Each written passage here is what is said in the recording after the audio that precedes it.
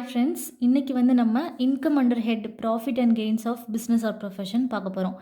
So இதில் என்ன பார்க்குறோம் அப்படின்னா, எந்தெந்த இன்கம்மெல்லாம் நம்ம இந்த பிஸ்னஸ் ஆர் ப்ரொஃபஷனுக்கு கீழே நம்ம டேக்ஸ் பண்ணலாம் அப்படின்னு பார்க்க போகிறோம்.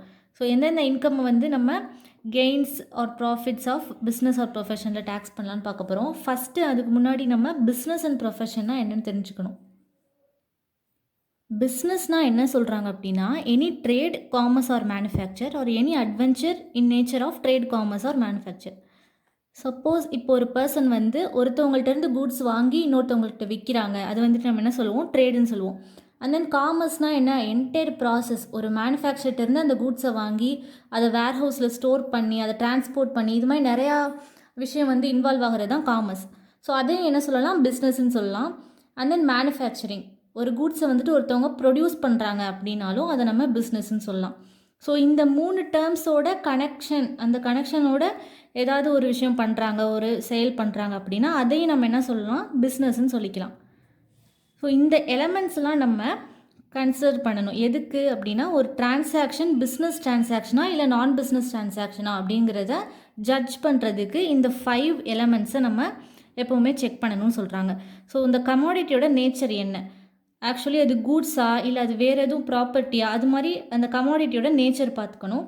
ஸோ செகண்ட் திங் என்ன அப்படின்னா, இன்டென்ஷன் ஆஃப் தி பார்ட்டி, அந்த கமாடிட்டியை செல் பண்ணுற அந்த பர்சன் இருக்காங்கல்ல, அவங்களோட இன்டென்ஷன் என்ன, மெயினாக இந்த ப்ராடக்டை செல் பண்ணுறது அவங்களோட இன்டென்ஷனா இல்லை வேறு எதுவுமா அப்படிங்கிறத நம்ம செக் பண்ணணும். தேர்ட் வந்துட்டு எஃபர்ட்ஸ் அப்ளைட் இன் தி டிரான்சாக்ஷன். ஸோ ஒரு பிஸ்னஸ் பண்ணுறோம் அப்படின்னா கம்ப்ளீட் எஃபர்ட் போடுவாங்க இல்லையா. ஸோ சில பர்சன் வந்து சும்மா அதை என்ன சொல்கிறது, விற்கணுங்கிறதுக்காக விற்பாங்க. ஸோ அதெல்லாம் நம்ம பிஸ்னஸாக கன்சிடர் பண்ண முடியாது. ஃபார் எக்ஸாம்பிள் இப்போ வந்து நம்மளே வந்து ஒரு 100 பென்ஸ் வாங்கிட்டோம், நம்ம வந்து என்ன பண்ணுறது, அதை யூஸ் பண்ண முடியல, நம்மளுக்கு வந்து அது இனிமேல் யூஸ் இல்லைன்னு தெரிஞ்சு போச்சு. ஸோ நம்ம என்ன பண்ணுறோம், நம்ம ஃப்ரெண்ட்ஸுக்கிட்டே வந்து அதை வித்தரலாம் அப்படின்ட்டு டிசைட் பண்ணிட்டு விற்கிறோம். இதில் நம்மளோட எஃபர்ட்ஸ் எவ்வளோ இருக்குது, கொஞ்சம் தான். பிகாஸ் இந்த நம்மக்கிட்ட இருக்கிற அந்த பெண்ணை நம்ம எப்படியாவது வித்துறணும் அப்படிங்கிற ஒரு இன்டென்ஷன் தானே தவிர, நம்ம இது பிஸ்னஸாகவே பண்ணுறோமா அப்படின்னு பார்த்தா கிடையாது. ஸோ எஃபர்ட்ஸ் அப்ளைட் இன் தி டிரான்சாக்ஷனையும் நம்ம பார்த்துக்கணும். மெயினாக நம்ம இந்த பிஸ்னஸ் தான் பண்ணுறோமா இல்லை ஜஸ்ட்டு ஒரு சிம்பிளாக ஒரு விஷயத்துக்காக அந்த பெண்ணை வந்து நம்ம கொடுத்துடணுங்கிறதுக்காக பண்ணுறோமா, அந்த எஃபர்ட்ஸை வந்துட்டு நம்ம எப்போவுமே செக் பண்ணணும். Periodicity of transaction. ஸோ நம்ம ஒரு பிஸ்னஸ் நடத்துகிறோன்னா பீரியாடிசிட்டியை செக் பண்ணணும். ஸோ ஒரு டிரான்சாக்ஷனுக்கும் இன்னொரு டிரான்சாக்ஷனுக்கும் இருக்கிற அந்த டைம் கேப்பை தான் பீரியாடிசிட்டின்னு சொல்கிறாங்க. லைக் இப்போ இந்த மாதம் வந்து நான் ஒரு டிரான்சாக்ஷன் பண்ணுறேன், ஒரு கூட்ஸை வந்துட்டு நான் செல் பண்ணுறேன். நெக்ஸ்ட்டு டிரான்சாக்ஷனோட டியூரேஷன் வந்து 6 மாதம் கழிச்சு இருக்குதுன்னு பார்த்தீங்கன்னா, ஸோ இந்த டியூரேஷன் வந்துட்டு ஒரு பிஸ்னஸ்க்கான டியூரேஷன் கிடையாது. கரெக்டாக ரெகுலராக வந்து நான் பிஸ்னஸ் பண்ணால் தான் கரெக்டாக நம்ம இந்த இன்கம் என்ன பண்ணலாம், சார்ஜ் பண்ணலாம். ஸோ நேச்சர் ஆஃப் டிரான்சாக்ஷன் சொல்லும் பொழுது, இப்போது சில பேர் பார்த்தீங்கன்னா ப்ராஃபிட் மோட்டிவே இல்லாமல் வந்துட்டு ஒரு விஷயத்தை பண்ணுறாங்கன்னா அதை நம்ம என்ன சொல்ல முடியாது, பிஸ்னஸ்ன்னு சொல்ல முடியாது. ஸோ பிஸ்னஸ்ங்கிற வரும்பொழுது நம்ம ப்ராஃபிட் மோட்டிவ் கண்டிப்பாக இருக்கணும். அப்படி இல்லை அப்படின்னா நம்ம அதை நான் பிஸ்னஸ் டிரான்சாக்ஷன் தான் சொல்லுவோம். ஸோ நேச்சர் ஆஃப் டிரான்சாக்ஷனும் ரொம்ப முக்கியம். தென் ப்ரொஃபஷன்னா என்ன சொல்லியிருக்காங்க, இட் ஆல்சோ இன்க்ளூட்ஸ் ஒகேஷன்னு சொல்லியிருக்காங்க. ஒகேஷனுங்கிறது ஒரு பர்சனோட நேச்சுரல் எபிலிட்டி. அதாவது சில பேருக்கு வந்துட்டு நேச்சுரலாகவே நல்லா பாடுவாங்க, நல்லா ஆடுவாங்க. ஸோ அதை வச்சு அவங்க என்ன பண்ணுறாங்க, ஏர்ன் பண்ணுறாங்க. நம்ம வந்து ஒகேஷனையும் ஹாபியையும் வந்து குழப்பிக்கக்கூடாது. ஹாபிங்கிறது வந்து நம்மளுக்கு போர் அடிக்கும் பொழுது நம்ம இதை பண்ணும் பொழுது நம்ம ஹாப்பியாக ஃபீல் பண்ணுறோம், அதுதான் ஹாபி. ஆனால் ஒகேஷன் வரும் பொழுது நமக்கு நேச்சுரலாக இருக்கிற அந்த எபிலிட்டியை வச்சு நம்ம என்ன பண்ணுறோம், அதிலே வந்து ஏர்ன் பண்ண ஆரம்பிச்சிடும். ஃபார் எக்ஸாம்பிள் இப்போது நம்மளுக்கு சிங்கர்ஸ்லாம் இருக்காங்க பார்த்தீங்களா, அவங்களோட ப்ரொஃபஷன் தான் அது. ஓகே, அதை வச்சு அவங்க ஏர்ன் பண்ணுறாங்க, சும்மா ஒரு ஹாபியாக பண்ணலை, அதை வச்சு ஏர்ன் பண்ணுறாங்க. ஸோ ஒகேஷனையும் நம்ம என்ன சொல்லலாம், ப்ரொஃபஷன்னு சொல்லலாம். And then profession requires intellectual skill or manual skill on the basis of some special learning and qualification through past training or experience. அதாவது ப்ரொஃபஷனுங்கிறது வந்துட்டு ஒரு இன்டலெக்சுவல் ஸ்கில், அது வந்து சும்மா சாதாரணமாக நம்மளுக்கு வந்துடாது. அதுக்கு என்ன வேணும், நமக்கு கரெக்டாக அதை லேர்ன் பண்ணணும். ஃபார் எக்ஸாம்பிள் இப்போ சிஎம்ஏங்கிறதே ஒரு ப்ரொஃபஷ்னல் கோர்ஸ் தான். அதை வந்து நம்ம என்ன பண்ணணும், கரெக்டாக லேர்ன் பண்ணி அண்ட் நம்ம சில ஒர்க்கு போனால் தான், சிஎம்ஏவை நம்ம ஒர்க் பண்ணால் தான் அதில் வந்து நமக்கு என்னென்னலாம் இருக்குது அப்படிங்கிற ஒரு விஷயங்கள் தெரியும். So experience and learning, proper learning மூலமாக தான் நமக்கு அந்த ஸ்கில் வந்து கிடைக்கும் அப்படின்னு சொல்கிறாங்க. ஸோ ப்ரொஃபஷனுங்கிறது இந்த மேனுவல் ஸ்கில் ஆர் இன்டலெக்சுவல் ஸ்கில்னு சொல்லலாம். அண்ட் தென் ஒகேஷனும் இன்க்ளூட் ஆகும். ஸோ 2 நோட்ஸ் குடுத்துருக்காங்க. அதில என்ன சொல்லியிருக்காங்க அப்டின்னா, கண்டிப்பா ப்ராஃபிட் மோட்டிவ் இருக்கணும். அது பிசினஸா இருந்தாலும் சரி, ப்ரொஃபஷனா இருந்தாலும் சரி, ஒரு ப்ராஃபிட் மோட்டிவ் இருக்கணும். அப்பதான் நம்ம என்ன பண்ணலாம், பிஜிபிபி அதாவது profit R gain from business R profession கீழ நம்ம டாக்ஸ் பண்ணலாம். சப்போஸ் ப்ராஃபிட் மோட்டிவே இல்லன்னா டாக்ஸ் பண்ண முடியாது. செகண்ட் நோட் என்ன சொல்றாங்க அப்டின்னா, பிசினஸ்க்கும் ப்ரொஃபஷனுக்கும் நம்ம இன்கம் டாக்ஸ்ல சேமா தான் ட்ரீட் பண்ணுவோம். எக்ஸெப்ட் இந்த செக்ஷன். இந்த செக்ஷன தவிர்த்து எல்லாத்துலயும் நம்ம சேமா தான் ட்ரீட் பண்ணுவோம்னு சொல்றாங்க. ஓகே. இப்போ நம்ம பிஸ்னஸ்னா என்னன்னு பார்த்தாச்சு. ப்ரொஃபஷன்னா என்னன்னு பார்த்தாச்சு. இப்போ பிஜிபிபிக்கு கீழ என்னென்ன இன்கம்லாம் நம்ம சார்ஜ் பண்ணுவோம்னு சொல்லியிருக்காங்க. First any income from business or profession including income from speculative transaction. இது ஜென்ரல் கேஸு. என்னென்ன பிஸ்னஸில் நம்ம பண்ணுற ப்ரொஃபஷன்லேருந்து நமக்கு வர்ற இன்கம்மை எல்லாத்தையும் நம்ம என்ன பண்ணலாம், பிஜிபிபிக்கு கீழே சார்ஜ் பண்ணலாம்னு சொல்லியிருக்காங்க. It also includes speculative transaction which means ஷேர்ஸ்லாம் இருக்குது பார்த்தீங்களா, அதுதான் நம்ம ஸ்பெகுலேட்டிவ் டிரான்சாக்ஷன் சொல்கிறோம். ஸோ அதையும் நம்ம பிஸ்னஸாக பண்ணுறோன்னா அந்த இன்கமையும் நம்ம என்ன பண்ணிக்கலாம், சார்ஜ் பண்ணிக்கலாம். செகண்ட் பாயிண்ட் என்ன அப்படின்னா, கம்பன்சேஷன் டு மேனேஜ்மெண்ட் ஏஜென்சி. அதாவது ஒரு மேனேஜ்மெண்ட் பொசிஷனில் இருக்கிறவங்களுக்கு ஏதாவது கம்பன்சேஷன் அவங்க ரிசீவ் பண்ணியிருக்காங்க அப்படின்னா அதையும் நம்ம என்ன பண்ணலாம், income under profit and gains of business or ப்ரொஃபஷனில் டேக்ஸ் பண்ணலாம் அப்படின்னு சொல்லியிருக்காங்க. So any compensation received by any person managing the affairs of an Indian company or any person managing the affairs of any company in India. இது ரெண்டுமே same தான். கிட்டத்தட்ட ஒரு Indian கம்பெனியில் ஒரு பர்சன் ஒரு மேனேஜ்மெண்ட் பொசிஷனில் இருக்காங்க அப்படின்னா அவங்களோட அப்பாயின்மெண்ட்டில் ஏதாவது டெர்மினேஷன் இல்லை மாடிஃபிகேஷன் நடக்குது, அதுக்காக அவங்க கம்பன்சேஷன் ரிசீவ் பண்ணுறாங்கன்னா அதை நம்ம இன்கம் அண்டர் பிஜிபிபியாக எடுத்துக்கலாம். ஸோ ஃபார் எக்ஸாம்பிள் ஒரு பர்சன் எக்ஸ்ன்னு இருக்கார். இவர் என்ன பண்ணுறாரு, ஒரு இந்தியன் கம்பெனியில் மேனேஜராக இருக்கார். ஓகேவா. இவர் இந்த கம்பெனியில் வந்து என்ட்ரு ஆகும் பொழுது இவரோட அப்பாயின்மெண்ட்டில் என்ன இருந்துச்சு அப்படின்னா 3 இயர்ஸ் வந்து நீங்கள் ஒர்க் பண்ணலாம் அப்படிங்கிற மாதிரி அந்த அப்பாயின்மெண்ட்டில் இருந்துச்சு. ஆனால் இப்போ என்ன பண்ணிட்டாங்க, 2 இயர்ஸ்லேயே நீங்கள் வேணாம் அப்படின்னு டெர்மினேட் பண்ண சொல்கிறாங்க. ஓகேவா. ஸோ 3 இயர்ஸ் அப்பாயின்மெண்ட்டுக்கு 2 இயர்ஸில் என்ன சொல்லிட்டாங்க, நீங்கள் டெர்மினேட் பண்ணிக்கோங்க அப்படின்னு சொல்லிட்டாங்க. இந்த கேஸில் எக்ஸ் வந்து டக்குன்னு ஓகே சொல்லிடுவாரா, மாட்டார். பிகாஸ் அவர் வந்து 3 இயர்ஸ் ஒர்க் பண்ணலாங்கிற அந்த இன்டென்ஷனில் தான் வந்திருப்பார். ஸோ இந்த கம்பெனி என்ன பண்ணும் அப்படின்னா, இந்த கம்பெனி ஒரு கம்பன்சேஷன் கொடுக்கும். ஓகே, நீங்கள் வந்து இந்த 1 இயருக்கு நாங்கள் உங்களை கேன்சல் பண்ணதுனால அதுக்கு நாங்கள் உங்களுக்கு சில அமௌண்ட் தரோம், லைக் 1 lakh தரோம், இதை வந்து நீங்கள் கம்பன்சேஷனாக வச்சுக்கோங்க அப்படின்னு சொல்லுது இந்த கம்பெனி வந்து இவர்கிட்ட. ஸோ இவர் வந்து இதை அக்செப்ட் பண்ணிக்கிறார். அப்படின்னா இவரோட டேக்ஸ் ஷீட்டில் இவர் இதை எப்படி காமிக்கணும், இன்கம் அண்டர் பிஜிபிபின்னு தான் காமிக்கணும். பிகாஸ் இதுவும் வந்துட்டு கன்சிடர் பண்ண சொல்லியிருக்காங்க. இது வந்து ஒரு compensation to management agency. So next என்ன அப்படின்னா, any person holding an agency in India for any part of the activities relating to the business of any other person.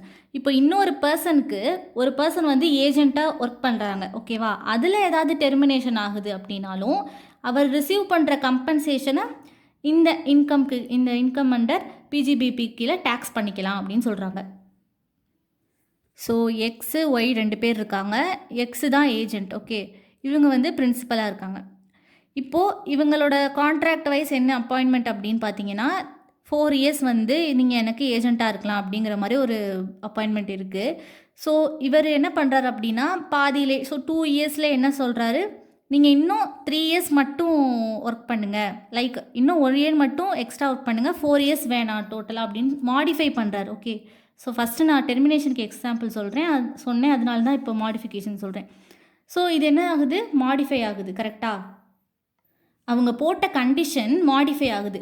ஆக்சுவலாக 4 இயர்ஸ் ஒர்க் பண்ணலான்னு சொன்னாங்க. இப்போ என்ன பண்ணுறாங்க, 3 இயர்ஸ்க்கு அதை மாற்றிட்டாங்க. At the end of second இயரில் என்ன பண்ணுறாங்க, நீங்கள் 3 இயர்ஸ் மட்டும் ஒர்க் பண்ணுங்கள், ஸோ 1 இயர் வேணாம் அப்படிங்கிற மாதிரி மாடிஃபை பண்ணுறாங்க. அதுக்கு ஒய் என்ன சொல்கிறாரு, ஒரு கம்பன்சேஷன் கொடுத்துட்றேன். பிகாஸ் நான் உங்களை 3 இயர்ஸ்லேயே வந்து போக சொல்ல போகிறேன், அதுக்காக உங்களுக்கு ஒரு கம்பன்சேஷன் அமௌண்ட்டு தரேன், லைக் 50,000 நான் உங்களுக்கு தந்துடுறேன் அப்படிங்கிற மாதிரி சொல்கிறாரு. ஸோ இதுக்கு இவர் அக்செப்ட் பண்ணுறாரு. அப்போது இந்த 50K வந்து அவர் ரிசீவ் பண்ணும் பொழுது அவரோட டேக்ஸ் ஷீட்டில் அவர் எப்படி காட்டணும், இன்கம் அண்டர் பிஜிபிபின்னு தான் காட்டணும். தேர்ட் என்ன சொல்கிறாங்கன்னா, any person in connection with the vesting in the government or any corporation owned or control by the government of the management or any property or business. அதாவது இப்போது சில பர்சன் இருக்காங்க, அவங்களோட management power என்ன ஆகுது, கவர்மெண்ட்டுக்கு வெஸ்ட் ஆகிடுது. So அவருக்கு இருந்த பவர் என்ன பண்ணிடுறாங்க, கவர்மெண்ட் வந்து டேக் ஓவர் பண்ணிடுறாங்க. ஓகேவா, இனிமேல் உங்களுக்கு இந்த பவர் கிடையாது, இது கவர்மெண்ட்டோட வெஸ்ட் ஆயிடுச்சு அப்படின்னு சொல்கிறாங்கன்னா, அதுக்கான கம்பன்சேஷனை இவருக்கு கொடுத்தாகணும். கரெக்டாக, ஏன்னா இவர்கிட்ட இருக்கிற பவர் வந்து கவர்மெண்ட்டுக்கு போகுது அப்படிங்கிற பொழுது இவருக்கு சில கம்பன்சேஷன் கொடுப்பாங்க. அந்த கம்பன்சேஷனை இந்த பர்சன் வந்து இன்கம் அண்டர் பிஜிபிபின்னு தான் டேக்ஸ் பண்ணணும். ஓகே, ஸோ லாஸ்ட் வந்துட்டு any person in connection with the termination or the modification of the terms and conditions of any contract relating to his business. So contract, ஏதாவது ஒரு கான்ட்ராக்டில் வந்து involve ஆகும் பொழுது அவர் business ரிலேட்டடாக ஏதாவது டெர்மினேஷன் இல்லை மாடிஃபிகேஷன் ஆகுது, அதுக்காக அவர் சில கம்பன்சேஷன் ரிசீவ் பண்ணியிருக்காரு அப்படின்னா அதையும் அவர் இன்கம் அண்டர் பிஜிபிபின்னு டேக்ஸ் பண்ணிக்கலாம். தென் தேர்ட் பாயிண்ட் என்னென்னு பார்த்தீங்கன்னா, income of trade or professional association for rendering specific service. For example நம்ம ஒரு ப்ரொஃபஷ்னல் அசோசியேஷன் எடுத்துக்கலாம். சிஎம்ஏ எல்லாரும் சேர்ந்து என்ன பண்ணுறாங்க, ஒரு அசோசியேஷன் ஆரம்பிக்கிறாங்க. இது என்ன நம்ம கன்சிடர் பண்ணுவோம்னா ப்ரொஃபஷ்னல் அசோசியேஷன். ஸோ இவங்களோட மெயின் இன்டென்ஷன் என்ன அப்படின்னா, சிஎம்ஏயை ப்ரொமோட் பண்ணுறது, இந்த மாதிரி ஒரு ப்ரொஃபஷனை ப்ரொமோட் பண்ணுறது தான் இவங்களோட இன்டென்ஷன். ஆனால் இதில் என்ன அப்படின்னா, ஒரு சிஎம்ஏக்கு வந்து ஒரு கன்சல்டன்சி தேவைப்படுது, அந்த ஃபர்ம் கிட்டேருந்தே ஒரு கன்சல்டன்சி தேவைப்படுது. அதனால என்ன பண்ணுறாங்க, இந்த அசோசியேஷனே வந்து ஓகே நான் வந்து உங்களுக்கு இந்த கன்சல்டன்சியை ப்ரொவைட் பண்ணுறேன் அப்படின்னு சொல்கிறாங்க. ஸோ இப்போ இந்த சிஎம்ஏ யார், இந்த அசோசியேஷனில் ஒரு மெம்பர். கரெக்டாக, இப்போது இவர் இந்த அசோசியேஷன்லேருந்தே ரிசீவ் பண்ணுறாரா கன்சல்டன்சி, இன் ரிட்டனாக இவர் என்ன பண்ணணும், சம் அமௌண்ட் பே பண்ணணும். ஃபார் எக்ஸாம்பிள் ஒரு 50,000 பே பண்ணுறாருன்னு வச்சுக்கலாம். ஓகே, ஸோ 50,000 இவர் இந்த அசோசியேஷனுக்கு பே பண்ணுறாரு.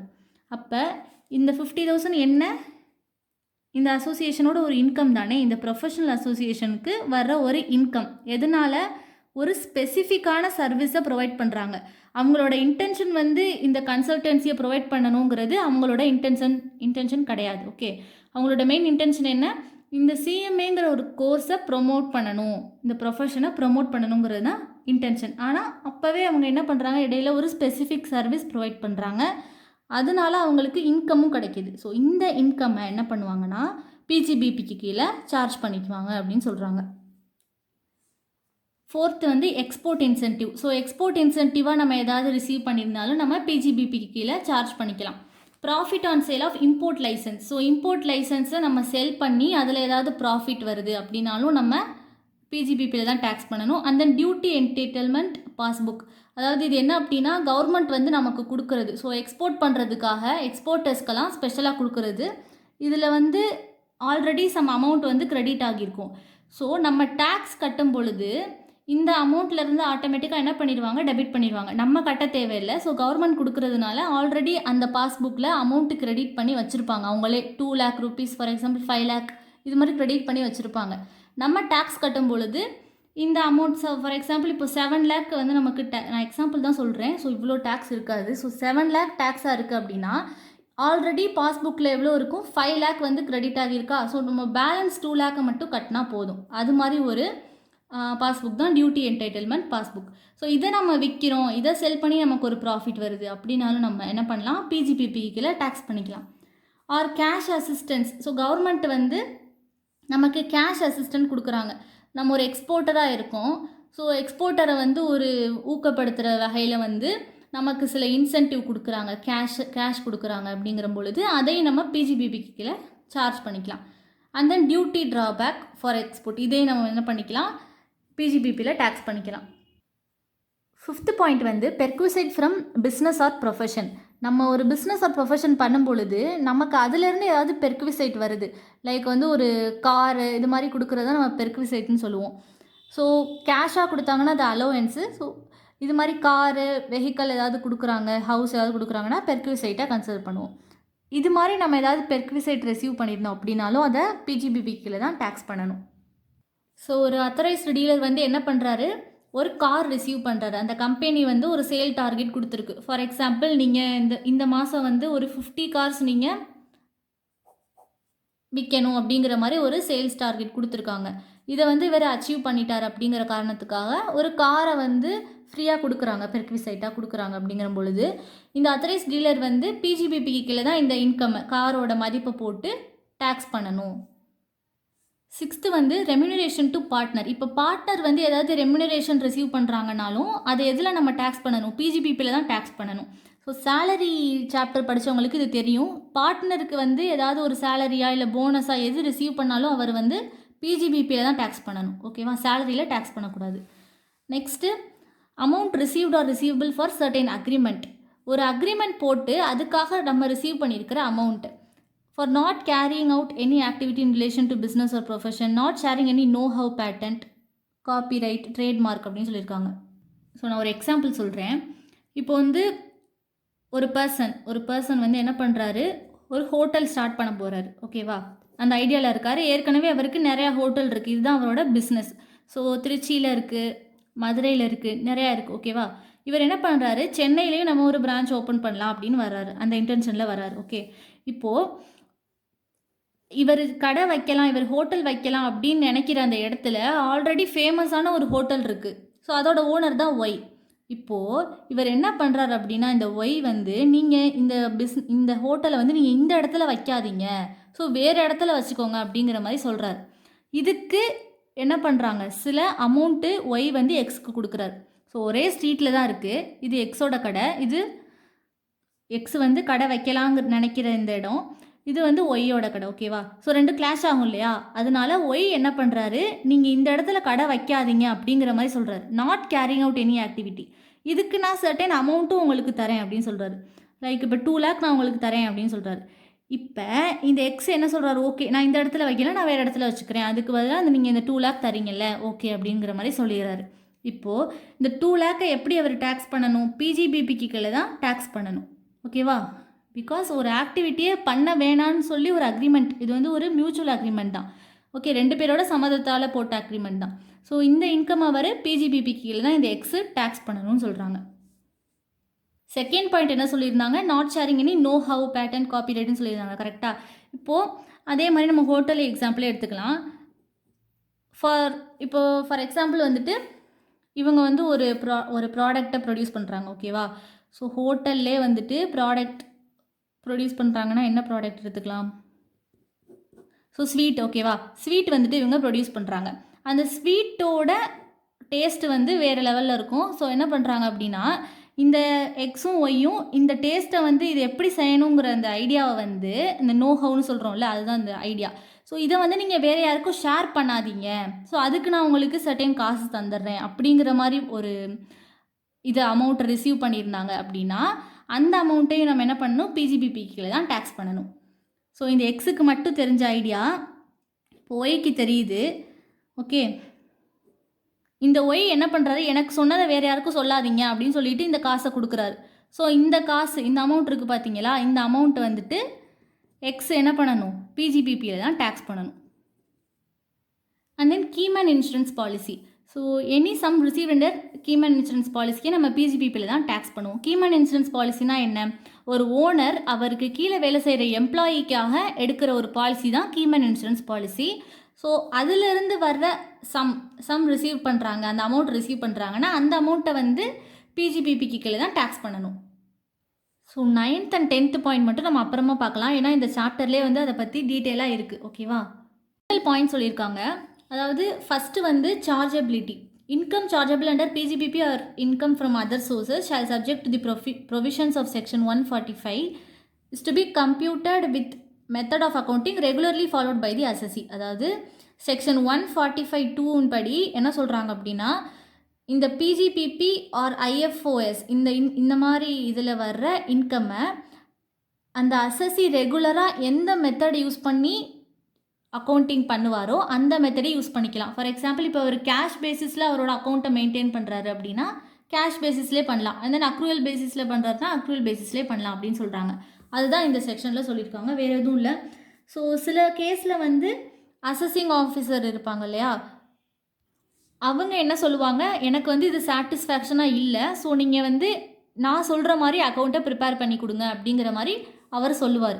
ஸோ இது வந்து அவருக்கு ஓகே இல்லை அப்படிங்கிற பொழுது தான் இது. அன்லெஸ் இது வந்து இதே அவங்க ஃபாலோ பண்ணிக்கலாம், கேஷ் ஆர் அக்ரூவல். ஸோ அசஸி எதை ஃபாலோ பண்ணுறாரோ அதே வந்து அந்த மாதிரி அக்கௌண்ட்டை வந்து சார்ஜ் பண்ணிக்கலாம். நெகட்டிவ் இன்கம் அண்டர் பிஜிபிபியில் நெகட்டிவ் இன்கமும் இன்க்ளூட் ஆகுதுன்னு சொல்கிறாங்க. அதாவது லாஸையும் வந்து நம்ம இன்க்ளூட் பண்ணிக்கணும் அப்படிங்கிற மாதிரி சொல்கிறாங்க. அந்த நோஷ்னல் ப்ராஃபிட்டை டேக்ஸ் பண்ணலாமா அப்படின்னா கிடையாது. ஸோ நோஷ்னல் ப்ராஃபிட்டுங்கிறது வந்து ஒரு பர்சன் வந்து இப்போ ஃபார் எக்ஸாம்பிள் நானே வந்து என் கூட்ஸை ஒரு அமௌண்ட்டுக்கு வாங்கி ப்ராஃபிட்டாக காமிச்சிக்கிறேன் அப்படின்னா அதுக்கு பேர் தான் நோஷ்னல் ப்ராஃபிட். இப்போ என்கிட்ட இருக்கிற கூட்ஸோட மதிப்பு வந்து ஒரு 10,000, ஓகேவா? அதை நான் என்ன பண்ணுறேன், 12,000க்கு நானே வாங்கிக்கிட்ட மாதிரி காமிச்சிக்கிறேன். ஆக்சுவலாக இங்கே எந்த ஒரு டிரான்சாக்ஷனுமே நடக்கலை. நான் ஜஸ்ட்டு கூட்ஸ் எடுத்துக்கிட்டேன், பட் அக்கௌண்ட்டில் என்ன காமிச்சிருக்கேன், 12,000 காமிச்சிருக்கேன். இது வந்துட்டு ஒரு நோஷ்னல் ப்ராஃபிட். அந்த 2,000 அமௌண்ட்டுங்கிறது நோஷ்னல் ப்ராஃபிட். இதை நம்ம டேக்ஸ் பண்ணக்கூடாது.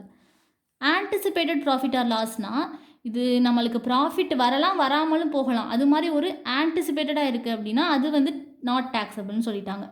லீகாலிட்டி ஆஃப் பிஸ்னஸ், அதாவது இந்த பிஸ்னஸ் வந்து லீகலா இல்லீகலா அதெல்லாம் கணக்கு கிடையாது. இந்த பிஸ்னஸ்லேருந்து இன்கம் வருதா அப்போ அது டேக்ஸபிள் அண்டர் பிஜிபிபி. ஸோ இல்லீகலா லீகலாங்கிறதுலாம் நமக்கு தேவையில்லை. லாஸ்ட் பாயிண்ட் என்ன சொல்கிறாங்க அப்படின்னா compilation of income of all business or profession. So ஒரு பர்சனுக்கு வந்து ஒரு 5 பிஸ்னஸ் இருக்குது அப்படின்னா டேக்ஸ் ஷீட்டில் இது எல்லாத்தையும் மெர்ஜ் பண்ணி தான் காமிக்கணும். இதுலேருந்து 20,000 இன்கம் வருது, இதுலேருந்து 50,000 வருது அப்படின்னா இது எல்லாத்தையும் டோட்டல் பண்ணி தான் இன்கம் அண்டர் திஸ் பிஸ்னஸ் அப்படின்னு நம்ம காமிக்கணும். Business or profession must be carried on during the previous year. இப்போது நம்ம வந்து ஒரு இன்கம்மை பிஜிபிபிக்கு கீழே சார்ஜ் பண்ணி காமிக்கணும் அப்படிங்கிற பொழுது அது ப்ரீவியஸ் இயரில் நடந்திருக்கணும் அப்படின்னு சொல்கிறாங்க, ஓகேவா? ஸோ ப்ரீவியஸ் இயரில் அந்த பிஸ்னஸ் ஆர் ப்ரொஃபஷன் நடந்திருந்தால் தான் பிஜிபிபியில் இது பண்ண முடியும், சார்ஜ் பண்ண முடியும். எக்ஸப்ஷன்ஸ் இருக்குது, அதை வந்து நம்ம நெக்ஸ்ட் வீடியோவில் பார்க்கலாம். அதாவது இந்த ப்ரீவியஸ் இயரில் நம்ம இந்த இன்கம் ரிசீவ் பண்ணலைன்னா கூட நம்ம பிஜிபிபியில் டேக்ஸ் பண்ணிக்கலாம் அப்படிங்கிற மாதிரி எக்ஸப்ஷன்ஸ் இருக்குது. அதை நம்ம நெக்ஸ்ட் வீடியோவில் பார்க்கலாம்.